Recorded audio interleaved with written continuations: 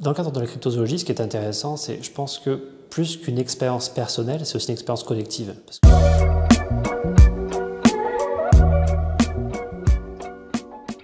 Bonjour Grégory Bossard.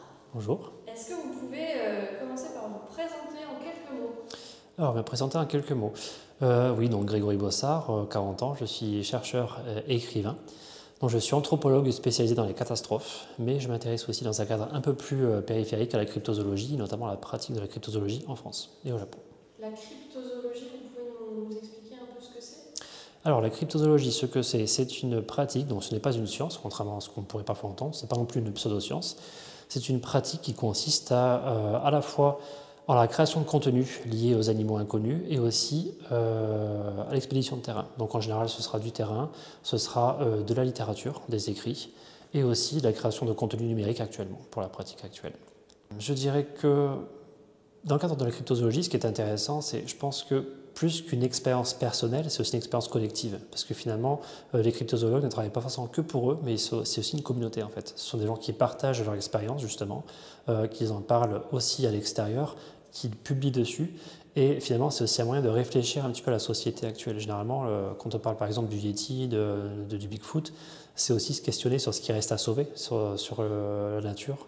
Ce n'est pas seulement une question d'anomalie ou de phénomènes étranges, et c'est aussi porteur de réflexion plus profonde. Et donc, c'est quelque chose qui est hautement communautaire, communautariste, et qui donc est destiné aussi à faire réfléchir les gens et pas seulement soi-même. Pourquoi est-ce que vous êtes là au Festival des Anomalies 2025? Alors, j'ai été invité par rapport à la sortie de mon ouvrage sur l'affaire Ibagon, donc, qui est un ouvrage qui, entre autres, retrace un petit peu l'affaire Ibagon, donc, qui est survenue dans les années 70 au Japon et qui concerne un cryptide, donc un animal inconnu, qui se présente sous la forme d'un grand singe, donc un peu de type Bigfoot. Voilà. Pour vous, c'est quoi une anomalie finalement?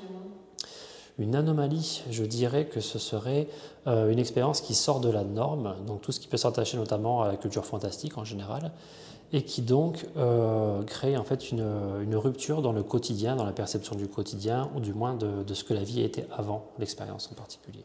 Il y a un aspect culturel aussi, c'est ça? Oui, tout à fait, l'aspect culturel dans la mesure où on a des divergences dans la façon dont c'est traité. Par exemple, au Japon et en France, c'est pas traité de la même façon. En France, on a justement cet aspect communautaire qui est très présent. Les gens en discutent beaucoup, ils font des colloques, ils se réunissent pour justement partager leurs expériences, leurs écrits. Là où au Japon, par exemple, c'est très individualiste. Les gens font ça dans leur quotidien, c'est leur passion. C'est quelque chose qu'ils gardent pour eux, c'est un peu leur jardin secret en fait.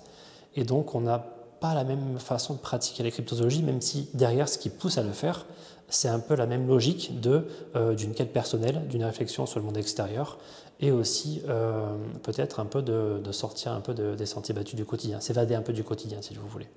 Donc ça, dans le fond, c'est pareil, mais la façon de le pratiquer est différente selon les cultures.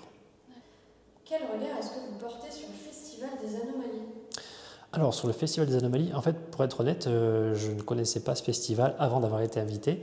Et donc je pense que par contre, pour avoir fait le tour un petit peu de ce qui se faisait, de ce qui avait été présenté, de voir les différents événements, je trouve ça vraiment très intéressant parce que c'est vraiment un carrefour où on peut avoir accès à tout ce qui se fait dans le domaine justement de l'extraordinaire, de l'expérience extraordinaire. Et plutôt qu'avoir à grappiller à droite, à gauche, où vraiment on se perd un petit peu dans tout ce qui se fait en France, là ça rassemble pas mal de choses en fait, pas mal de gens aussi. Et je trouve que c'est une très bonne expérience, une très bonne occasion justement d'avoir accès à la culture de l'extraordinaire en France. Et alors justement, est-ce que vous auriez une recommandation de contenu sur cette culture de l'extraordinaire? Je suis un peu au carrefour entre la littérature fantastique et justement la littérature de l'imaginaire, mais au sens non fictionnel. Donc moi, ce qui m'intéresse, en fait, c'est plutôt justement tout ce qui tourne autour de la pensée littéraire autour du fantastique. Donc tout ce qui s'est créé depuis Lovecraft, Lord Dunsany, Tolkien, etc., jusqu'à justement ce qu'on trouve aujourd'hui dans la culture pop. Donc, quand c'est repris justement dans le jeu vidéo, dans la littérature.